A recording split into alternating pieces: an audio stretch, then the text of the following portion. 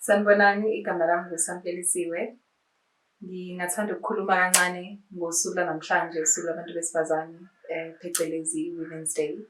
Okuwusuku esikhumbula ngalo i-March eyenzeka ngo-1956, abantu besifazane belwela amalungelo nokuhlukumezeka kwabantu besifazane e-Union Buildings ePretoria. Usuku lanamhlanje lubalulekile kakhulu, kakhulukazi esikhathini samanje la udlame oluqondene nabantu besifazane ludlangile.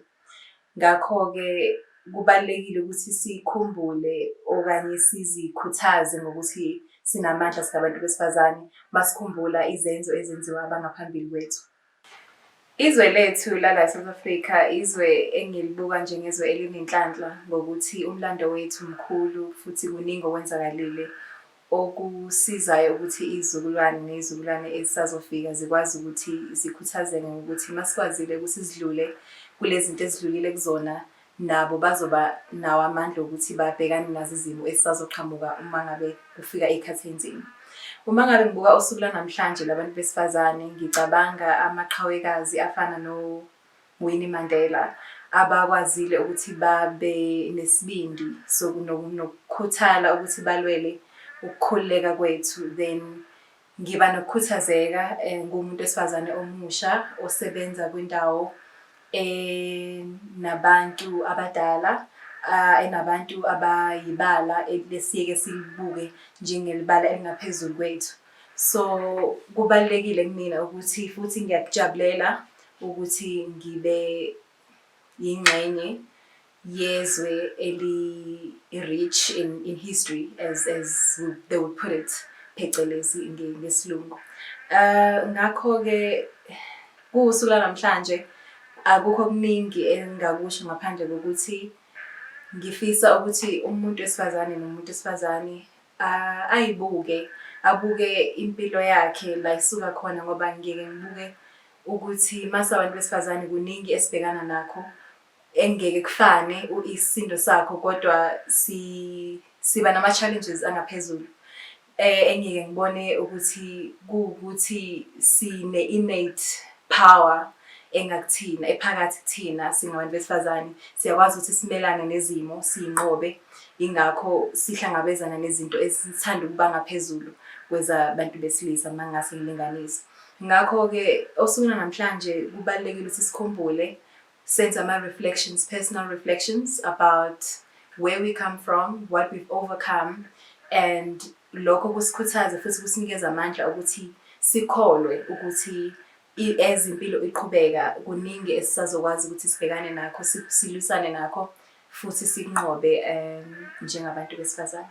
So I suppose a relevant question would be about the significance, or rather the journey that we've taken since the first time that this public holiday was announced, which would have been in the late 90s, 1995, if I'm not mistaken.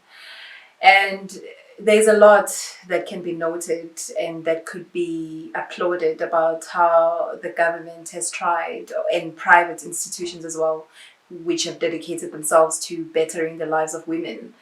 There's a lot that's been done to ensure that there's a great deal of improvement and that we see change and that women are treated a bit more equally and they have similar opportunities to those of men.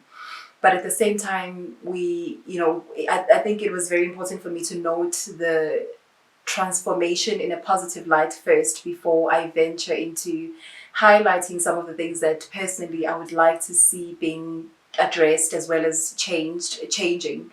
And I think it starts with us personally.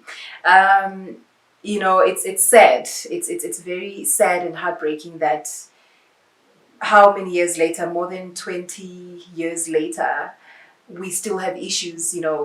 Last year is a classic example of how it was the Women's Month, a month where, as much as we are supposed to celebrate women and we're supposed to respect women and all of it, treat them well on a daily basis, it shouldn't be something that is done especially on a certain day. But the month highlights the issues around women's issues, and so it was very heartbreaking last year when the cases of gender-based violence rise. There was a rise in those. In this particular month, there was almost like a personal attack towards women on a month that is supposed to celebrate them. So, and there hasn't been much change in that. It comes in waves.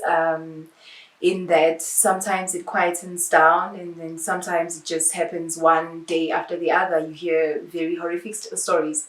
So that's the one thing that I would say is still very problematic. As much as there's been a lot of change, and in a sense that women now can vote for one, unlike ages ago when they couldn't do that, and women can have the same jobs as men.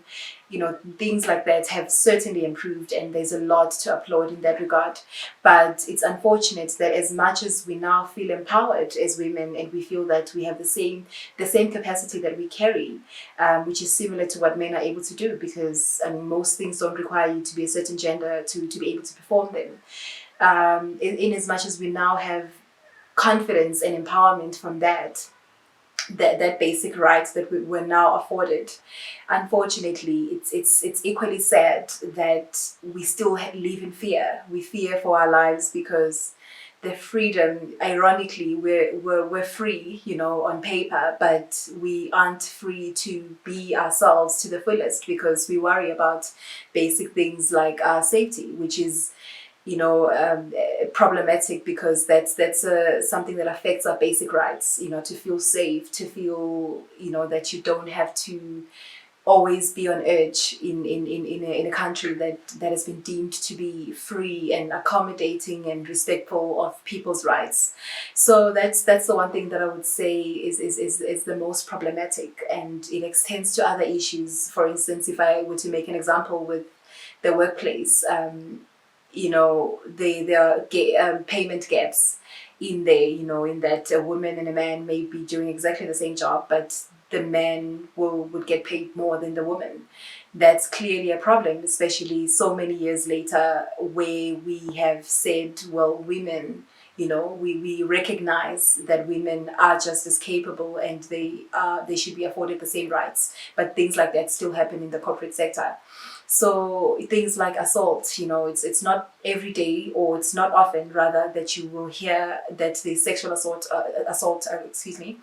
against a man. But when it comes to women, there are so many cases, and you wouldn't actually, I don't think it's possible to have a true record, or to get statistics that truly reflect all these scandals and issues, because you're not always free to express them and to report them, because there are stigmas around that, and there's fear that the person who's probably the highest person on the chain, to report to, or who would be able to have the power to solve the issue, is a man. And, it becomes so problematic in so many ways. So I guess, in terms of reflecting, again, going back to the personal reflections that I feel are necessary on a day like this, I think we each need to make it a personal mandate to ensure that in little ways we try to contribute into the betterment, and into the transformation. We need to further the transformation. There's still a lot to be done, as much as we appreciate the fact that a lot of work has been done, and there's just a lot to appreciate about women's engagements and the opportunities that women are afforded.